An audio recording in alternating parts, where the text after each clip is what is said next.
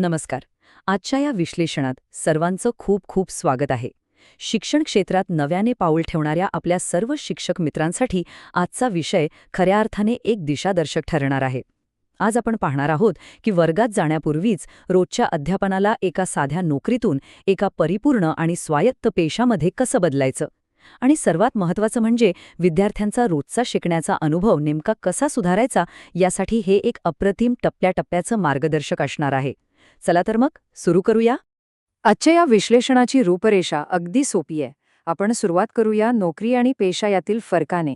त्यानंतर शुल्मन यांची ज्ञानरचना, सध्याच्या प्रशिक्षणातील त्रुटी आणि शेवटी विकासासाठीच्या नवीन दिशा आपण पाहणार आहोत.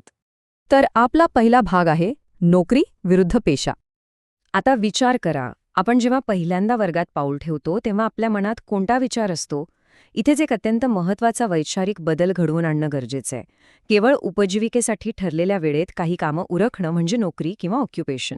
पण जेव्हा आपण स्वतः निर्णय घेण्याची स्वायत्तता, मिळवलेलं विशिष्ट ज्ञान आणि समाजाप्रती असलेली एक सखोल बांधिलकी स्वीकारतो ना, तेव्हा तो खऱ्या अर्थाने एक पेशा किंवा प्रोफेशन बनतो.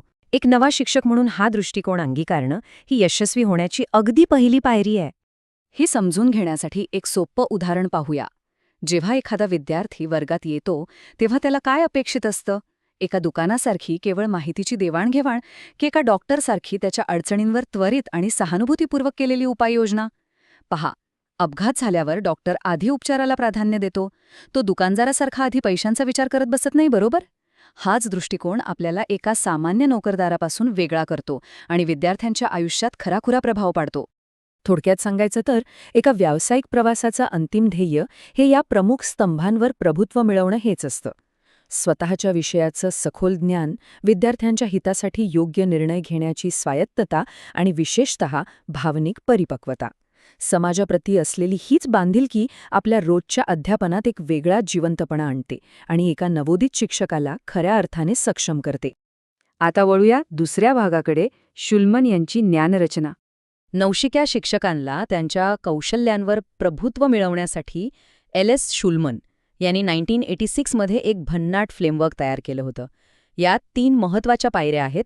केवळ पुस्तकी माहिती न राहता विद्यार्थ्यांचा रोजचा शिकण्याचा अनुभव सुधारण्यासाठी हे 3 टप्पे थेट वर्गात कसे लागू करायचे ते आता आपण सविस्तर पाहूया. यातली अगदी पहिली पायरी म्हणजे विषयज्ञान. विद्यार्थ्यांचं लक्ष वेधून घ्यायचं असेल ना, तर केवळ पाठ्यपुस्तकातली माहिती असणं अजिबात पुरेसं नाहीये. आपल्याला जो विषय शिकवायचा आहे त्यातल्या संकल्पना, सिद्धांत आणि त्यांचं मूळ कुठून आलंय या सर्वांचं सखोल ज्ञान असणं अत्यंत आवश्यक आहे. विषयाच्या या सखोल जाणीवेतूनच वर्गात आपला एक वेगळा प्रभाव प्रस्थापित होतो.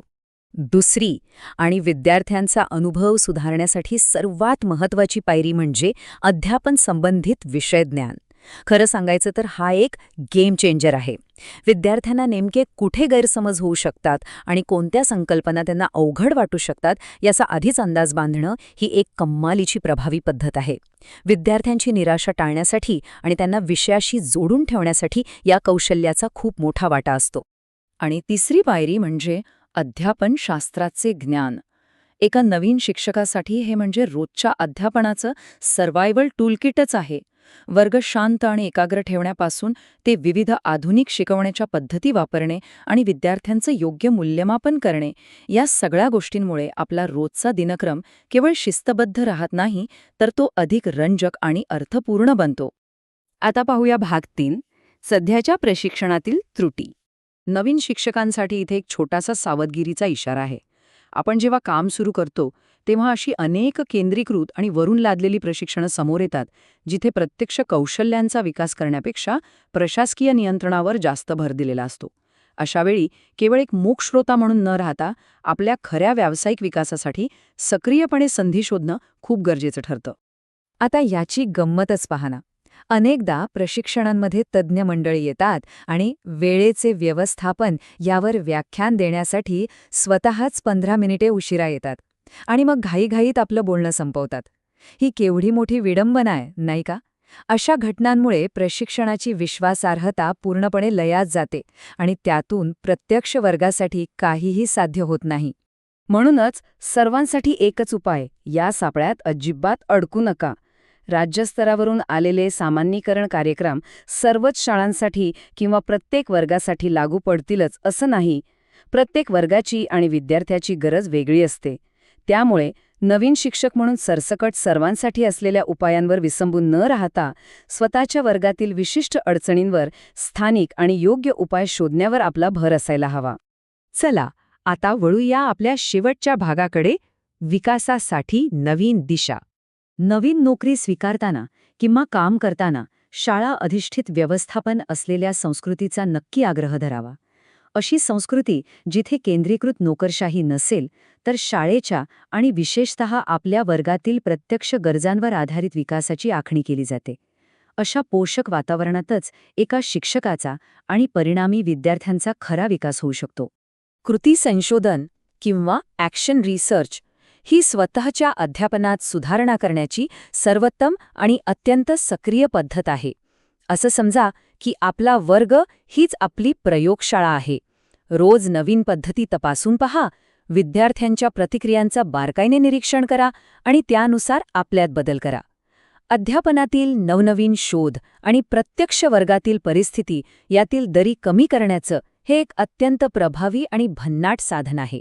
आणि हो, केवळ आपल्या एका वर्गाच्या 4 भिंतींपुरतं मर्यादित राहू नका. एका परिपूर्ण आणि सर्वसमावेशक व्यावसायिक संस्कृतीसाठी शाळेचे मुख्याध्यापक, प्रशासक आणि ग्रंथपाल या सर्वांशी सक्रियपणे संवाद साधा. प्रशासकीय पदानुक्रम किंवा हायरार्की बाजूला ठेवून जेव्हा शाळेतले सगळे घटक एकत्र येतात तेव्हा विद्यार्थ्यांसाठी एक खऱ्या अर्थाने उत्तम आणि पोषक शैक्षणिक वातावरण तयार होतं. तर आज आपण पाहिलेली ही प्रत्येक पद्धत केवळ एक पुस्तकी सिद्धांत नाही, तर एका उदात्त पेशाची ओळख आहे. पण शेवटी एक विचार करण्याजोगी गोष्ट आहे. आपली आजची शैक्षणिक व्यवस्था काहीही असो, पण एक स्वायत्त व्यावसायिक म्हणून स्वतःच्या निरंतर विकासाची पूर्ण मालकी घेण्याची धमक आपण दाखवणार का? हीच मालकी आणि जबाबदारी भविष्यात विद्यार्थ्यांच्या आयुष्यात खऱ्या अर्थाने बदल घडवून आणेल. विचार नक्की करा. आजच्या विश्लेषणात सहभागी झाल्याबद्दल धन्यवाद.